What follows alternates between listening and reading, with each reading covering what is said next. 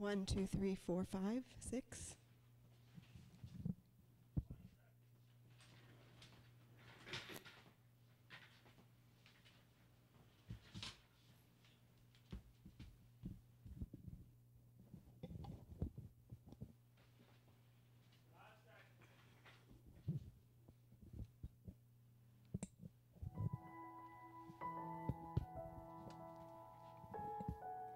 Hello, Northwest Georgia, and welcome to your weather on North Georgia Television. A few showers around the region this morning with morning lows in the low 60s.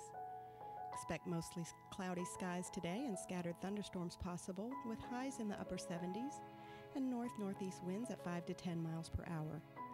Clear tonight, lows near 50 with north winds remaining at 5 to 10. And around the region, an area low in Calhoun at 61 this morning, warming up to 70 by noon and 77 for the high. In Chatsworth, we're at 62 this morning, expect 70 at noon and 75 will be your high. Chickamauga, 62. This morning, midday, look for 68 and 76 to top off the day.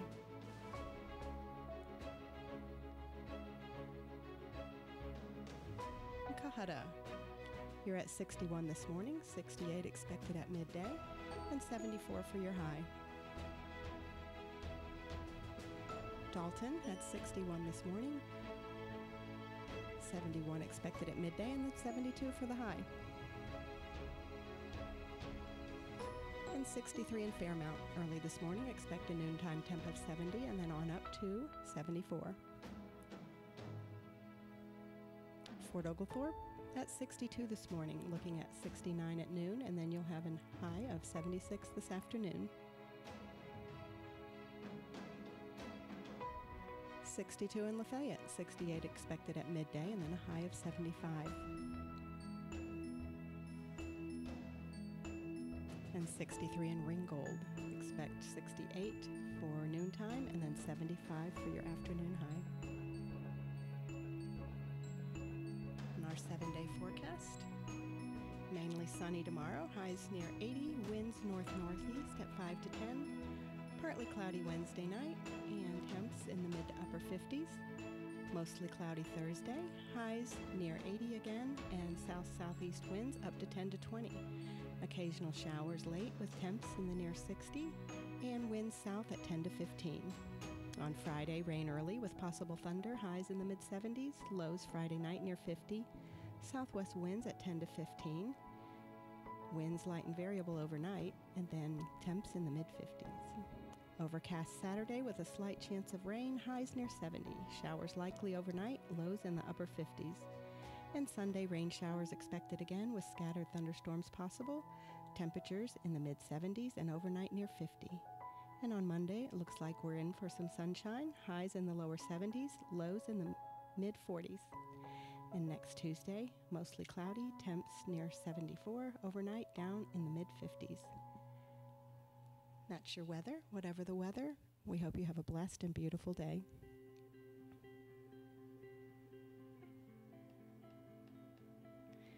And here are the WDNN area obituaries.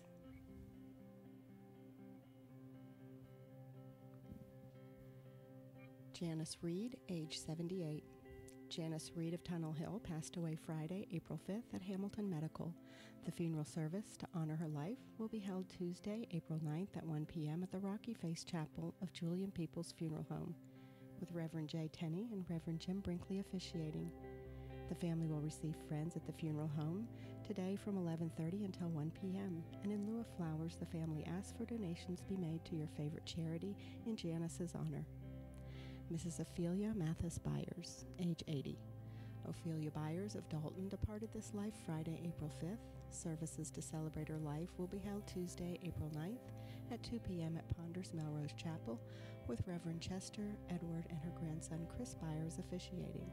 She will be laid to rest beside her husband at Harmony Grove Baptist Church Cemetery, and the family will receive friends at Ponders after 10 a.m. Tuesday until the service. And Frank Bentley Fetzer Sr., age 88. Frank Fetzer of Dalton passed away Saturday, April 6th at his residence. The funeral service will be held Wednesday, April 10th at 2 p.m. at the Pleasant Grove Chapel of Julian Peoples Funeral Home, with Reverend Bobby Green and Randy McClure officiating.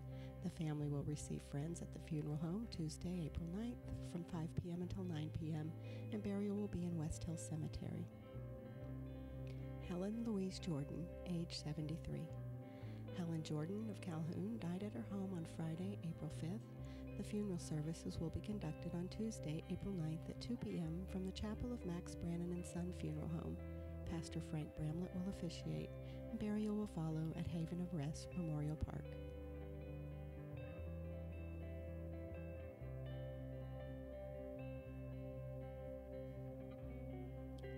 Martha Gass Dietz, age 88.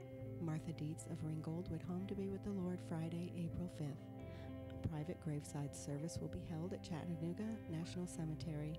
The family will receive friends 4 to 8 p.m. Tuesday at Heritage Funeral Home, Battlefield Parkway. Special thanks are given to the staff at Morning Point of Shallowford Road for all their love and care. In lieu of flowers, memorial contributions may be made to Boynton United Methodist Church. Mr. Donnie Abernathy, age 62. Donnie Abernathy of Fairmount passed away Sunday, April 7th at Advent Gordon. The funeral service for Mr. Abernathy will be on Wednesday, April 10th in the Chapel of Sean Chapman Funeral Home, with Reverend James Surratt and Reverend Eli Carter officiating. The family will receive friends Tuesday from 5 till 9 at the funeral home, and interment will be in the Oak Hill Cemetery in Rydal. David Truitt Ralston Sr., age 85. David Ralston of Rossville passed away Sunday, April 7th. Funeral services will be 11 a.m. Wednesday in the Chapel of Heritage Funeral Home, Battlefield Parkway, with Pastor Zach Fitzpatrick officiating. Interment will follow at Forest Hill Cemetery. The family will receive friends 6 to 8 p.m. Tuesday and 10 to 11 a.m. Wednesday at the funeral home.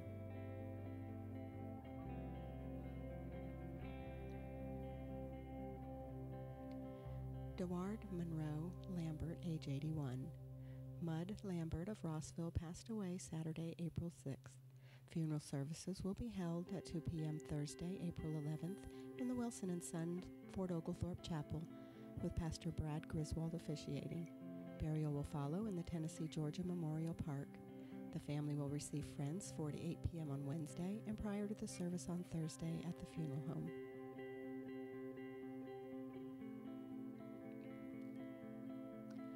Connie Grizel Connell, age 78. Connie Connell of Ranger passed away peacefully at home on April 1st.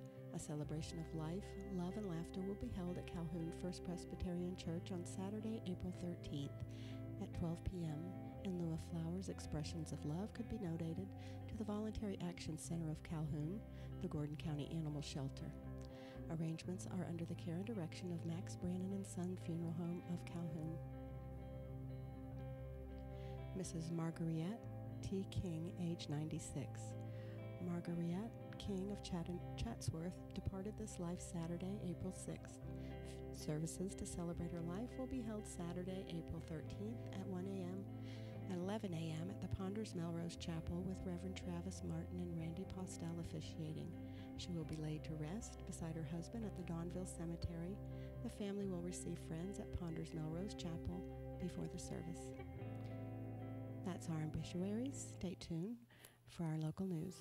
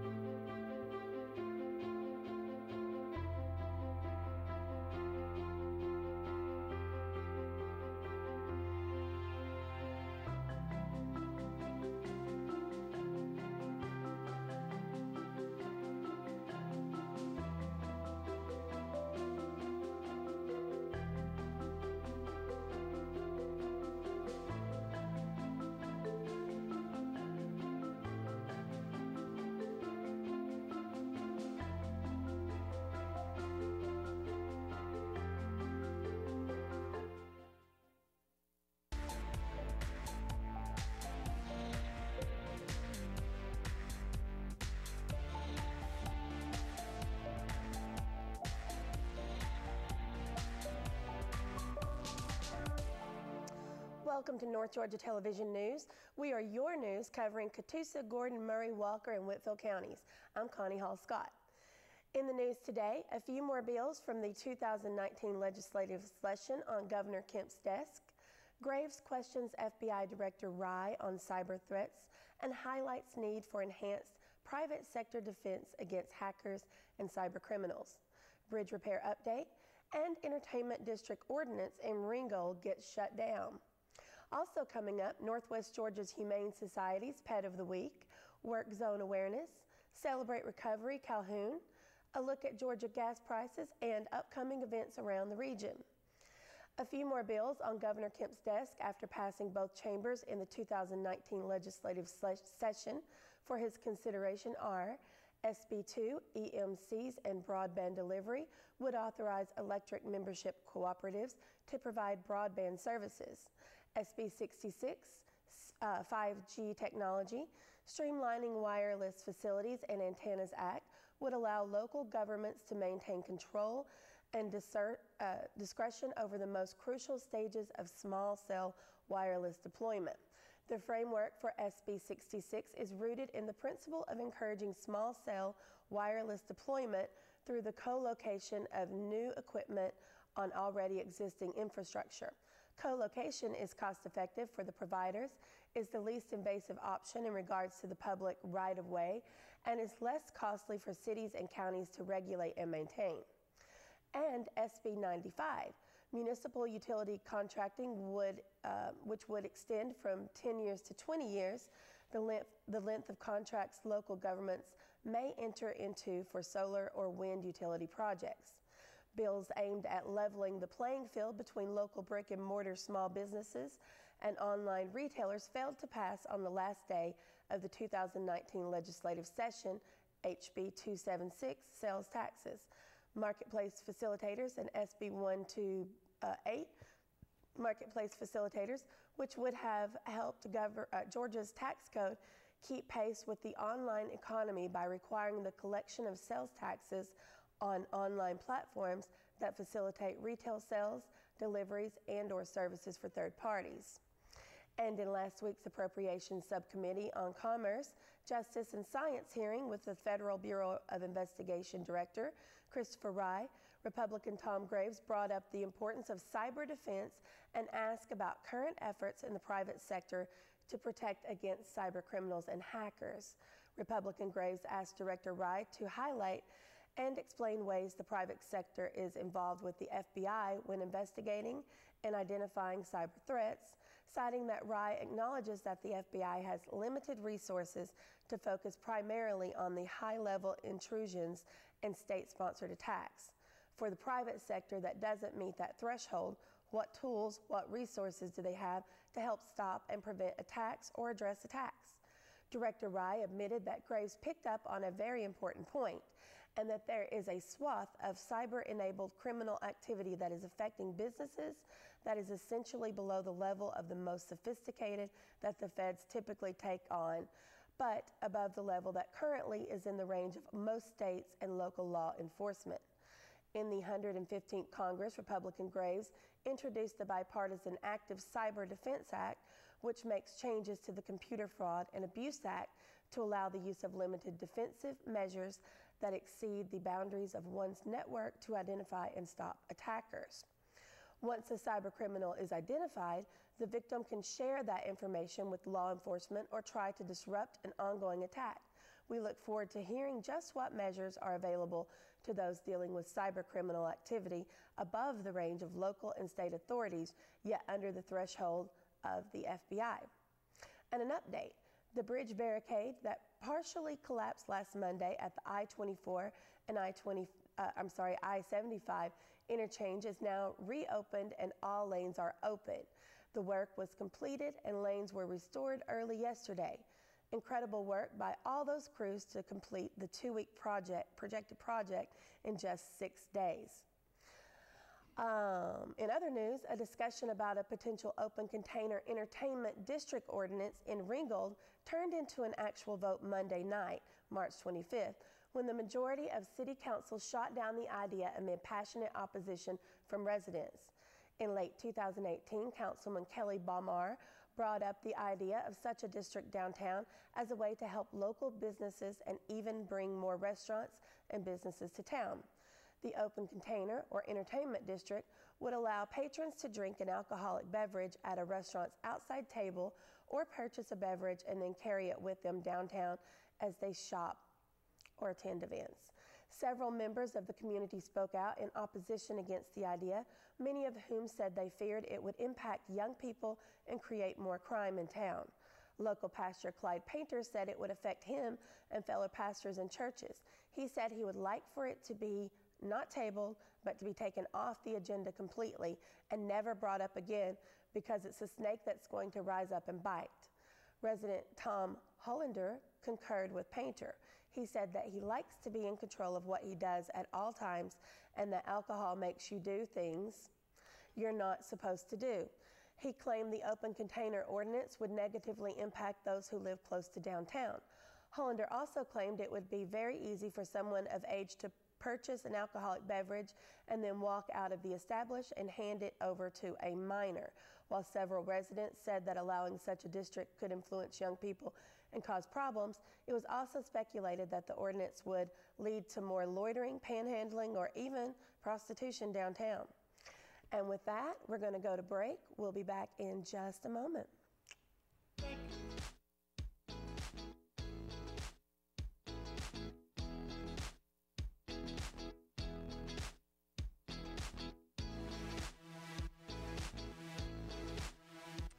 Hi guys, I'm Connie Hall Scott, and my show, The Talk with Connie, is right here on North Georgia Television, and I hope you'll join me and my very, very interesting guests as we dish on, well, just about everything.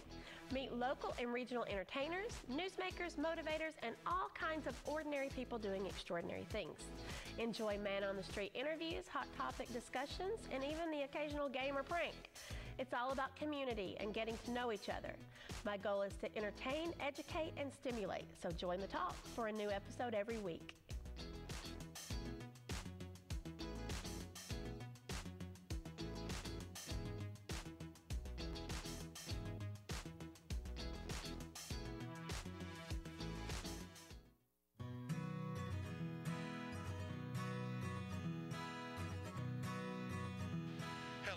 This is Donnie Worley down at Powell's Town Square Cafe in the heart of historic downtown Dalton, Georgia. We're here at 116 West King Street, where Powell's Country Kitchen was located for over 40 years. We want to thank all our family and friends and wonderful, wonderful guests for coming down and supporting us this last year, and invite you to come down and check out some of our new menu items and specials and our wonderful specials every week for the month of March to celebrate our 1-year anniversary. Thank you again, and come down and enjoy a little fellowship and some of the fine programming on North Georgia Television, always playing on our TV here to support all our local businesses.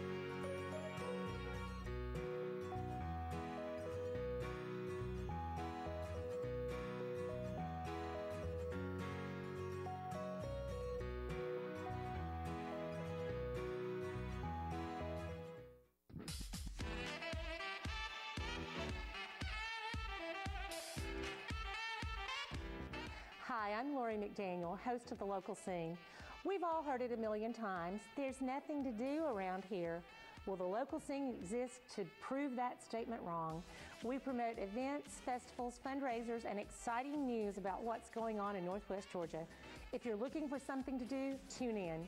If you've got an event or something special you want to promote on the air, let us know so you can be a guest on the show. Hey, free publicity doesn't grow on trees, you know. If you'd like to be on The Local Scene, please email WDNN at info@WDNNTV.com with the subject line, The Local Scene, or call us at 706-278-9713. Nothing to do. As if.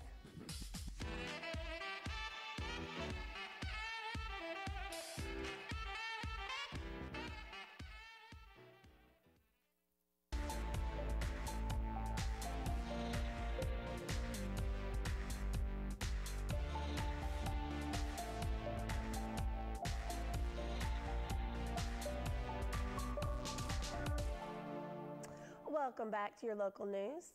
The Humane Society of Northwest Georgia's Pet of the Week is Cooper. He was adopted 4 years ago and has been returned to the HSNWG, Cooper did nothing wrong, but his family's lives changed, and they just didn't have time to give him their time any longer. He is house trained and is great with kids and other dogs. He is a big boy with a big heart. His world has been turned upside down. Please consider giving this sweet boy a chance. You can go to hsnwga.org to apply for him. Adoptions are Saturday from noon to 4 p.m. at the Humane Society of Northwest Georgia. If you would like to foster a dog, cat, or volunteer, you can go to their website to fill out an application. The Humane Society of Northwest Georgia is a local organization sponsoring the Humane Companion Animal Bond. They are funded by the generosity of donations. Donations can be made online or go to the Get Involved page or be sent to HSNWGA, P.O. Box 3946, Dalton, Georgia 30719. Spring has arrived just means road, tree, and utility work is on the rise.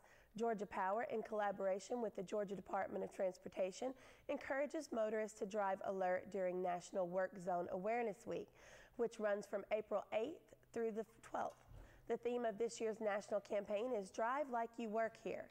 National Work Zone Awareness Week, which began in 1999, is designed to inform motorists about the dangers of driving through work zones and of the perils faced by construction and maintenance workers. According to the Department of Transportation in Georgia, most recent statistics, there were 20,834 total crashes in Georgia's work zones in 2017, resulting in 7,276 injuries and 55 fatalities. Work zone safety tips you can use. Well, there are plenty of those, and you can go online on our website to see those. We want to make sure you are aware of the good work going on by a team of 17 leaders from Calhoun that trained for several months in preparation for bringing a new resource for recovery to the area the first of the year. The ministry leader of the group, Kim Knight, is proud to announce that a branch of Celebrate Recovery is up and running at the Boys and Girls Club facility in Calhoun and is welcoming anyone who wants to come. Celebrate Recovery is a Christ-centered 12-step recovery program for anyone struggling with hurt, pain, or addiction of any kind. It started in 1991 at a California church, according to the organization's website, and over the past 18 years, the nonprofit has expanded to an international status. Celebrate Recovery is now present in over 35,000 churches and has helped over 5 million people in their processes of recovery. Knight knows that most people think the organization is only for addicts, but she said it's actually for everyone. She said that Celebrate Recovery deals with anyone who has a hurt, habit, or hang-up, whether it's grief, depression, or bitterness, and it's a safe place where people can come and experience confidentiality and anonymity. She said her trainer's philosophy is that everyone who has a belly button should be in Celebrate Recovery, and she agrees because it has done wonders for her personally, and she has seen marriages restored and people overcome many terrible situations. It truly gets to the root of the problem, she says. Knight is a member of the City of Refuge Church in Calhoun, the same church which is sponsoring the new Celebrate Recovery branch, and she said she's been impacted by the Celebrate Recovery groups in other churches. Knight said there was a group of people who are involved, including her pastor, Tim Langston, and other members of her church. Yet, she said there are also 5 other churches represented in the leadership team. Everyone who is a leader has been through Celebrate Recovery. That is the beauty of the program. People come seeking help, go through the program, and then stay to help others and to continue in their own personal journey. We call this our forever family. Knight wants everyone to know that these meetings are not exclusive, but that everybody is invited to come. They even have Celebrate Recovery for children in elementary, middle, and high school. Calhoun Celebrate Recovery has meetings every Tuesday night from 6 to 9:30 p.m. at the Boys and Girls Club, located at 10001 South Wall Street. Dinner is at 6 p.m. Large group is at 6:45. Open share and small groups is at 8 p.m. And is at 9. Dessert and coffee is served. Child care is provided throughout the evening. In addition to inviting anyone in the community seeking to heal from their hurts, habits, or hang-ups, they are looking for volunteers to help cook, set up, and tear down on Tuesday nights. For more information, contact the City of Refuge Church or visit their Facebook page, Celebrate Recovery Calhoun. On another note, Georgia gas prices are holding steady compared to a week ago. Georgia drivers continue to pay an average of $2.61 per gallon for regular unleaded, which is 13 cents less than the national average. That amounts to $39.15 for a full 15-gallon tank of gasoline. However, drivers are only paying 3 cents more than this same time last year. Quote, while prices may continue to fluctuate, the springtime increase is not over yet, said Monterey Waiters, spokesperson for AAA, the Auto Club Group. AAA forecasts the national average should peak at around $2.75 by Memorial Day weekend. Compared to last month, Metro Atlanta's average daily gas prices increased.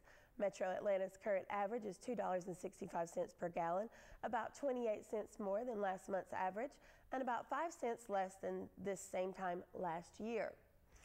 Now let's take a look at some events coming up around the region. Northwest Georgia Council of the Blind will meet this afternoon at 1 p.m. at the Lafayette Walker County Library.